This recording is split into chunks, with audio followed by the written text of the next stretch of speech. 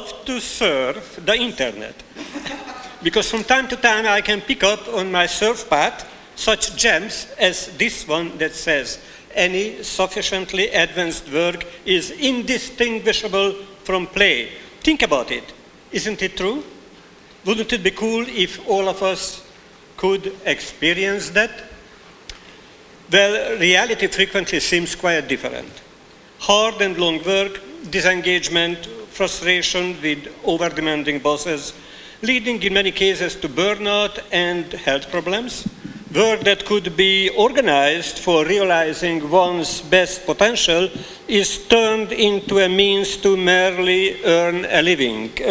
One would think that it is so only in the private sector. Have you ever experienced what a clinician quoted in this report said?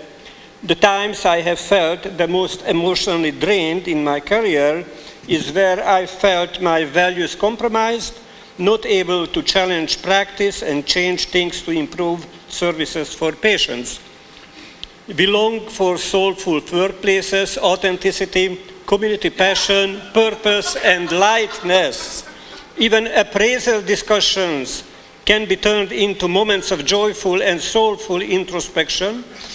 And without judgment, we inquire truthfully into what isn't going so well, says Frederick Laloux, author of this best-selling management book, who researched organizations inspired by the next stage of human consciousness. I feel honored to support Frederick in building a community of practice around his work that inspired this presentation. So what are stages in human consciousness? Here are a few. Orange, meritocratic. Green, egalitarian. And the next still, systems thinking, self-managing communities. None is better than the other. We need them all. Newer stages include the previous ones. Communities at the teal level are frequently described as soulful. But can a community have a soul? Let's see. Can a town have a soul? Why not a community? By soulful, I mean meaningful, capable to express profound thoughts or feelings. To illustrate how soulful a community of practice may feel like, I invite you to an imaginary journey of a community that doesn't exist yet. Let's imagine that you are a community facilitator and just formed a new COP with other facilitators. Our community keeps growing.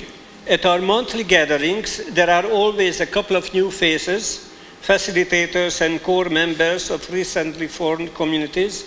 Our online forums are buzzing with new conversations, and visitors are coming from all over the UK. We feel a sense of solidarity with each other. I know that I can count on getting advice from any of my facilitator colleagues when I encounter a particularly challenging situation in my community, and they know the same about me. We are in a safe space in each other's company, thanks to a deepening trust and genuine care for sprouting each other's success as community facilitators. And as human beings, we support each other to realize our next level of potential. But everything is not rosy in the community. We do not avoid differences and dissent, and sometimes they grow into conflict. But even then, people involved treat each other with respect. Typically, an urge to blame is used for practicing mindfulness.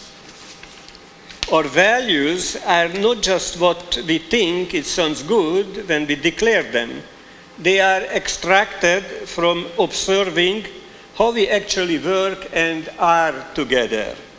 They are also evolving, and just like our purpose, open to rethinking.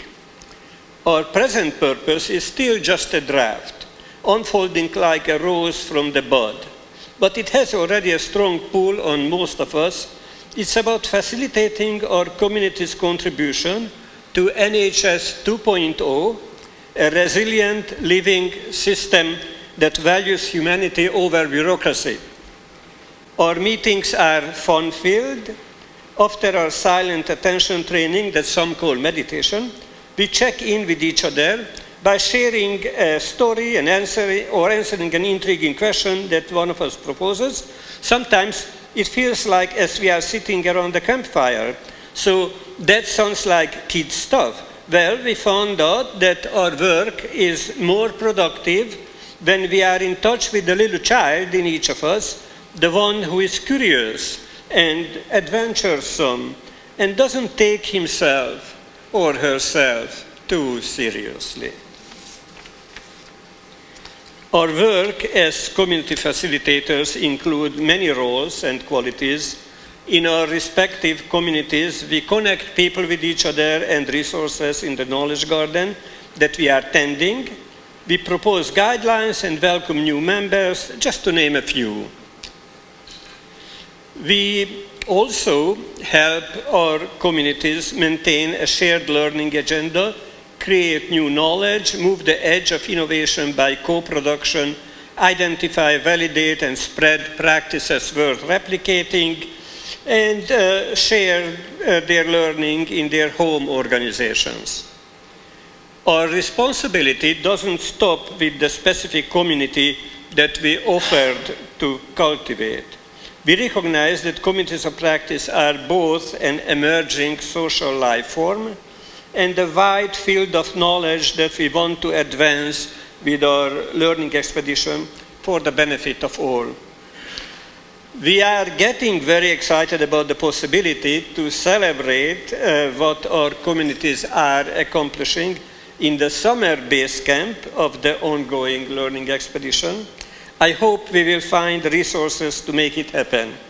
Would you come with us?